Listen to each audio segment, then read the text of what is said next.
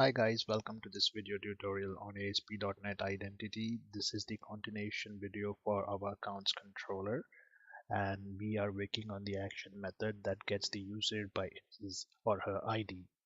Previously in our last tutorial we discussed that when we run our application, the user's information is displayed when we request the web API method to get the user by his or her ID. And we saw that a lot of information was displayed to our client when this user's information was requested, like his name, his email address, his password as well. Now we need to have some control over what information is being displayed to our user, and that's why we have created a models manager class. Within the models manager class, we have a method called as create, which returns an object of type model return. What is this model return? Model return is just a class which has some properties within it, which is the same properties that our application user has. When we call the create method of our models manager class, we need to pass an object of type application user as a parameter. And that's what exactly we are going to do.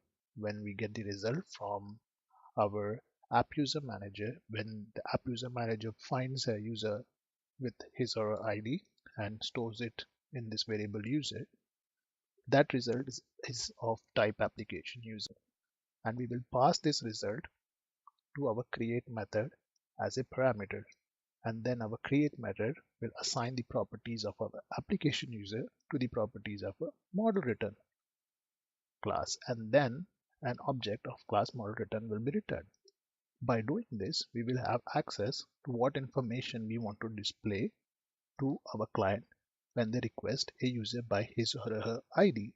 So to do this, let's practically do this and see how it works. So let's edit the code that is returning our user. And here, instead of returning the user, we will return an instance of our models manager class that will call the create method. Now, what is that instance that we want to use here? The instance is basically in our base API controller. We created a method that returns an instance of models manager. And if the models manager instance is created, it will return it. And if it's null, then it will create a new instance.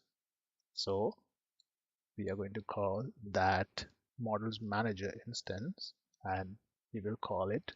So the name that we gave it was model factory. So this dot model factory, and then our model factory will have give us access to the method create. And when we call the create method, we need to pass a parameter that is of type application user, that is get user by ID. So we are going to pass it as the parameter. Now by doing this, we have assigned all the properties of the user to our models managers class.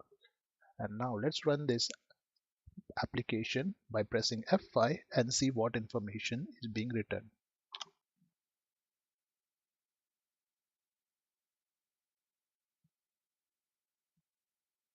So let's call our API method by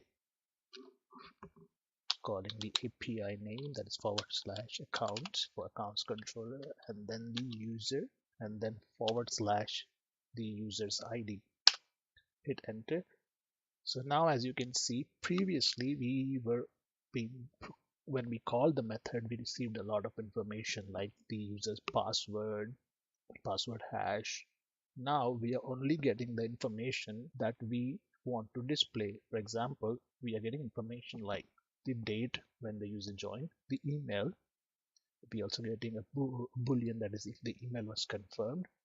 We're getting the first name, the ID, the last name, the username, and we are getting this by our model return class. Now let's go back to our models manager class and see what properties we have under our models return.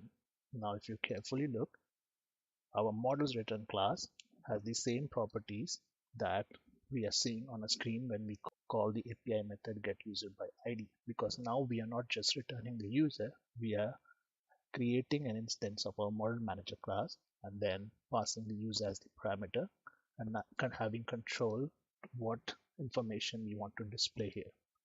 So that's how we can control what information we want to display when our client requests the web API method.